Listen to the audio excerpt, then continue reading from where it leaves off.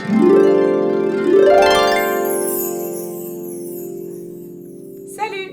Bienvenue dans cette nouvelle vidéo. Tout d'abord, si vous ne me connaissez pas, je m'appelle Kathleen, je suis artiste peintre et professeure d'art en lycée.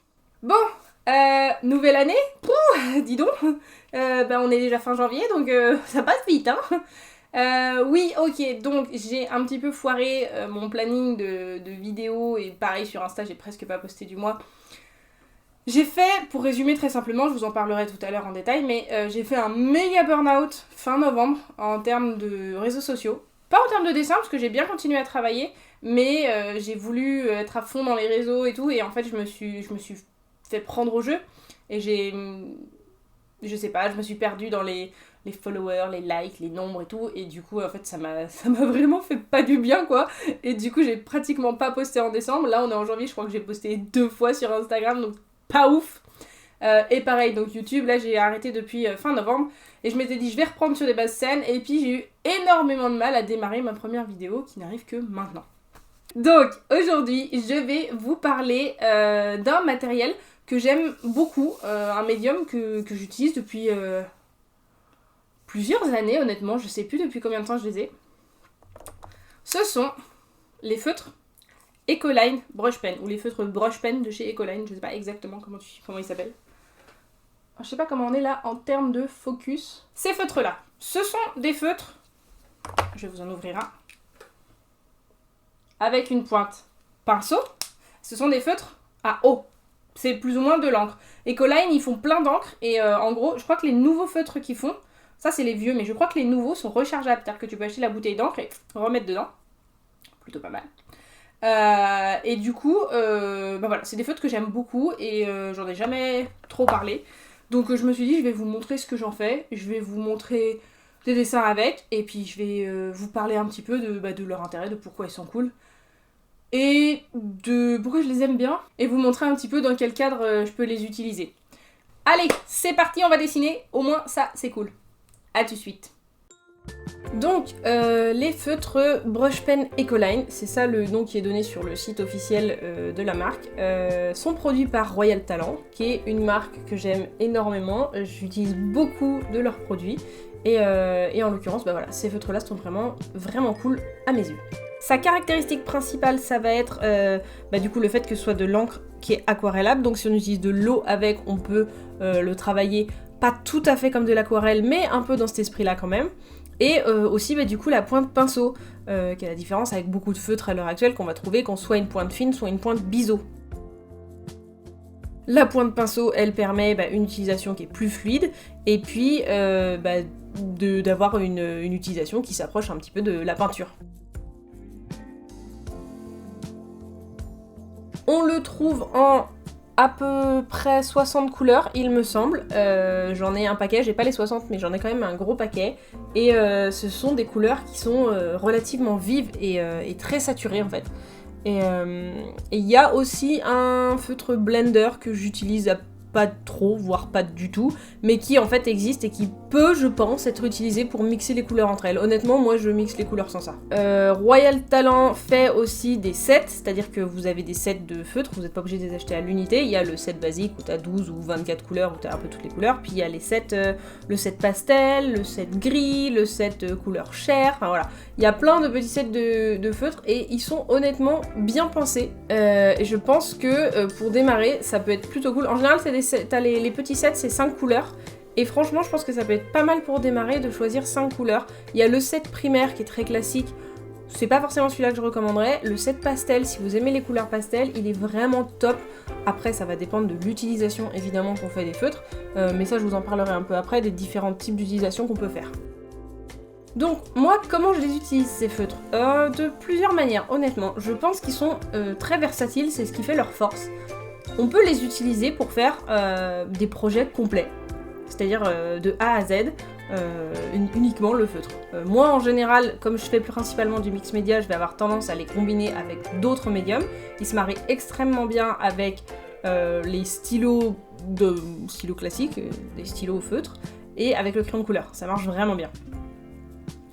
Je vais avoir tendance à les utiliser beaucoup sur des croquis, des idées de réflexion pour poser de la couleur rapidement.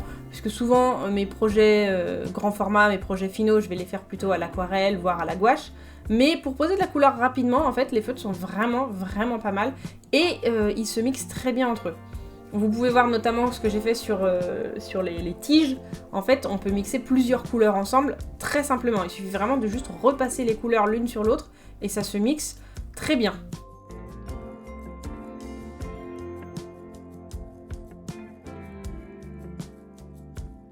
Alors, comme l'aquarelle, il faut commencer par le clair et aller vers le foncé. À l'inverse de la gouache, c'est absolument impossible de poser une couleur claire sur une couleur foncée.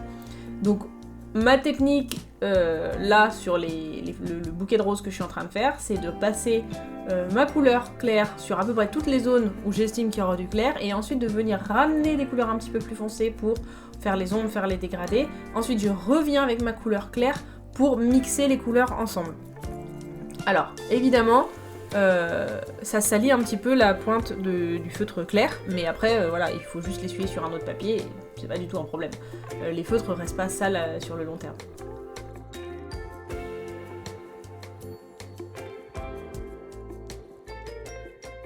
J'interromps momentanément votre programmation pour vous parler de Patreon. Patreon, c'est quoi? Si vous ne connaissez pas, c'est un site sur lequel vous pouvez soutenir vos créateurs favoris en vous abonnant à eux et en recevant du contenu. Les abonnements peuvent être gratuits ou payants selon les créateurs. Moi par exemple, je propose un abonnement gratuit, donc vous pouvez juste me suivre directement sur Patreon et à ce niveau gratuit, je vais proposer des petites newsletters, des previews de là où j'en suis, des work in progress. Après, je propose également du contenu qui est payant. Mon premier niveau, c'est un niveau à 2€, c'est ce que j'appelle le niveau digital. Et là, je vais proposer des tutos, des step by step, c'est des pas à pas de mes dessins, des fonds d'écran pour téléphone et plein de petits trucs, parfois des vidéos, enfin plein de trucs qui vont rester sur du contenu digital. Et après, je vais proposer des niveaux d'abonnement qui sont un petit peu plus élevés et où ça va être principalement des goodies que j'envoie par la poste. Donc ça peut être des prints, des stickers, même des originaux. Et voilà, donc après c'est à vous de choisir de soutenir les créateurs qui vous intéressent, que vous aimez particulièrement, évidemment à la hauteur de vos capacités. On est bien d'accord qu'il n'y a pas d'engagement, c'est pareil, hein, c'est du mois à mois, donc vous pouvez vous désabonner, juste venir un mois et puis repartir le mois d'après, il n'y a aucun problème.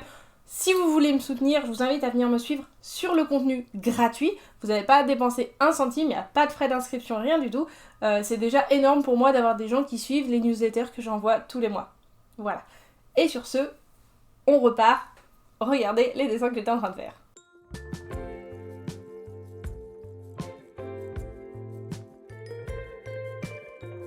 Donc comme je disais, c'est des couleurs qui se mixent vraiment bien et c'est plutôt agréable. Du coup, si on veut faire un truc assez rapide mais quand même un dégradé, c'est très facile d'obtenir un joli dégradé.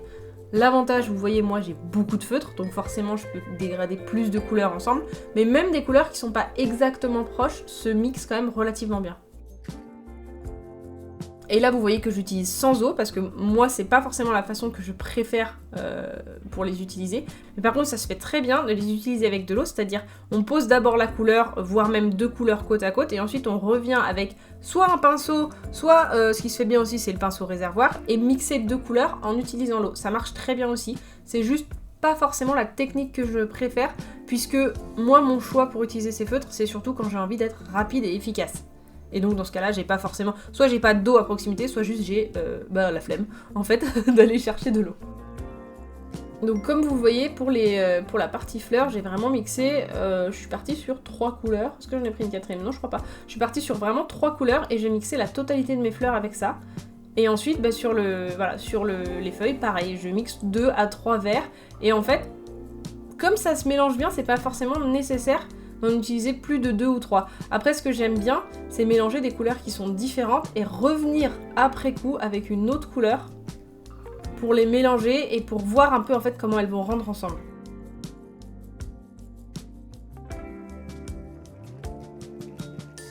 Une chose que j'apprécie beaucoup aussi avec ces feutres, c'est qu'ils se mélangent bien et du coup on peut mixer des couleurs qui vont pas nécessairement ensemble. On peut aussi les utiliser en couches différentes, en layers, c'est-à-dire que on a une première couche, par exemple les feuilles, moi j'ai fait toute une première couche en vert très pastel juste pour définir la zone.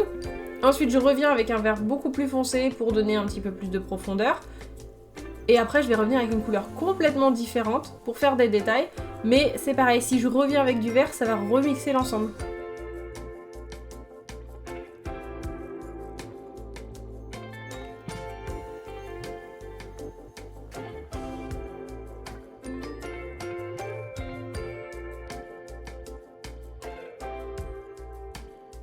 Là vous avez pu voir les essais que j'ai fait pour avoir une couleur foncée parce que je trouvais que mes fleurs elles ressortaient pas assez en termes de couleur, donc je me suis dit ok bah je vais mettre un arrière-plan foncé, sauf que j'aime pas utiliser du noir, j'utilise très peu le noir dans la plupart des médiums que je travaille, le noir c'est vraiment éventuellement pour du contour quoi, c'est pas un truc que j'utilise en grande surface, donc j'ai fait plein d'essais en mélangeant plusieurs couleurs pour avoir une couleur qui soit foncée mais pas noire, et en fait comme je vous disais, c'est des couleurs qui se mélangent très bien et on peut avoir des résultats super intéressants. Et donc là, j'ai mélangé en fait du vert et du rouge. Petit retour sur les bases, vert et rouge, c'est des couleurs qui sont complémentaires et donc quand on les mélange, en général, on a une couleur qui va être marron, noir, un peu sombre. Et là, en l'occurrence, ça marche très bien. Alors la vidéo, évidemment, est en accéléré, hein, parce que ça prend, en gros, la vidéo non accélérée doit durer une bonne heure, je pense. Mais en vrai, même sans être en accéléré, avec les feutres, tu couvres vraiment des grosses surfaces assez rapidement. Ils sont vraiment bien aussi pour ça. Et puis je trouve... Alors, tu vois très vite si ton feutre il est en fin de vie. Parce qu'un feutre qui est en bon état, il est, comment dire, pratiquement juteux. C'est-à-dire qu'on voit l'encre qui coule le long de la mine. C'est vraiment agréable. Tu peux vraiment produire des couleurs qui sont hyper saturées comme ça. Et tu vois vraiment voilà, qu'il y a de la couleur. Quand le feutre il arrive en fin de vie, ça se voit très vite parce que ça commence à être un peu sec. T'as du mal à faire sortir la couleur. Par contre, ils ont une très bonne durée de vie. Honnêtement, moi j'ai racheté, à ce jour, je crois que j'en ai racheté que 3. Bon, je les utilise pas tous les jours évidemment, mais voilà, ils ont quand même une grosse durée de vie. Et je pense que maintenant, en plus, avec ceux qui sont rechargeables, il y a une durée de vie qui est vraiment encore rallongée, ce qui est plutôt assez cool.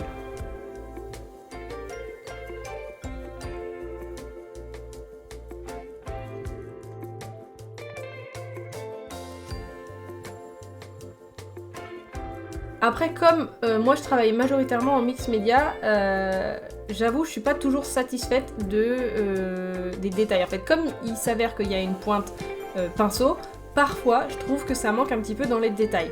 C'est-à-dire que si je veux faire des traits particulièrement fins, je vais pas forcément y arriver avec la pointe pinceau. Alors en l'occurrence, Ecoline a résolu ce problème en sortant une deuxième version de ces feutres-là. C'est des feutres, je crois qu'ils les appellent les duotypes. Et les feutres duotypes ont d'un côté une pointe biseau et de l'autre côté une pointe fine. Mais après j'ai pas voulu les acheter parce que je voulais pas avoir genre doublon de tous mes feutres, ça aurait fait beaucoup. Mais en l'occurrence voilà, ça peut être intéressant pour ceux qui le souhaitent d'avoir toutes ces possibilités là. Moi comme je travaille en mix média, en fait tout ce qui va être dans le détail et la miniature, en fait je vais le travailler avec principalement du crayon de couleur, voire d'autres feutres.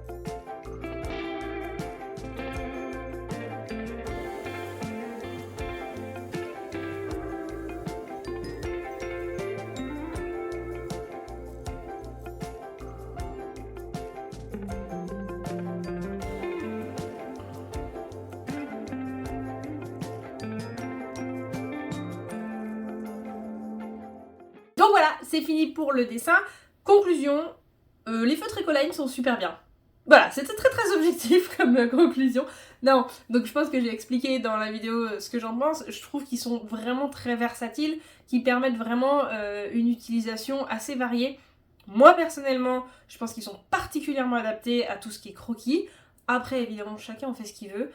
Mais pour des gens qui veulent faire du croquis, travailler dans des carnets, quels que soient les thèmes, quelles que soient les techniques si tu veux, je pense qu'ils sont vraiment bien et je les recommande à 100%. Franchement, c'est un bon investissement. Sur ce, c'est la fin de cette vidéo. Merci beaucoup d'être resté jusqu'au bout. Rappelez-vous que si vous voulez me soutenir, vous pouvez passer sur ma boutique ou sur ma page Patreon. Tous les liens sont dans la description. Et évidemment, il y a tous les trucs de YouTube. Likez, partagez, abonnez-vous, la cloche, le pouce bleu, tout ça, je sais plus ce qu'il faut dire. Voilà. À très bientôt. J'espère vraiment que la prochaine vidéo, j'arriverai à la faire dans les temps que je me suis imparti, c'est-à-dire moins d'un mois. À bientôt. On y croit tous. Salut.